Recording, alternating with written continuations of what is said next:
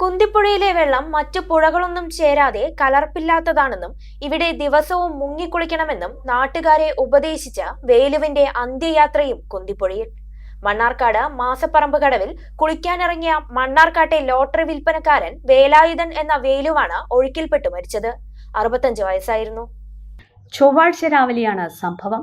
മണ്ണാർക്കാട് കുന്തിപ്പുഴ മാസപ്പറമ്പ് കടവിൽ സ്ഥിരമായി കുളിക്കാനിറങ്ങുന്നയാളാണ് വേലു എന്ന വേലായുധൻ. പുലർച്ചെ മുതൽ മണ്ണാർക്കാട് ടൗണിൽ നടന്ന ലോട്ടറി വിറ്റതിന് ശേഷം മാസപ്പറമ്പ് കടവിലെത്തി കുളി കഴിഞ്ഞതിന് ശേഷമാണ് മടക്കം.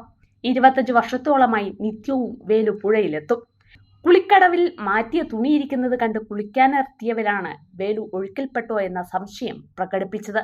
സ്ഥലത്തെത്തിയ ഫയർഫോഴ്സും സിവിൽ ഡിഫൻസ് അംഗങ്ങളും നാട്ടുകാരും ചേർന്ന് നടത്തിയ തിരച്ചിലിൽ മാസപ്പറമ്പിന് താഴെയായി പുഴയിൽ മൃതദേഹം കണ്ടെത്തുകയായിരുന്നു.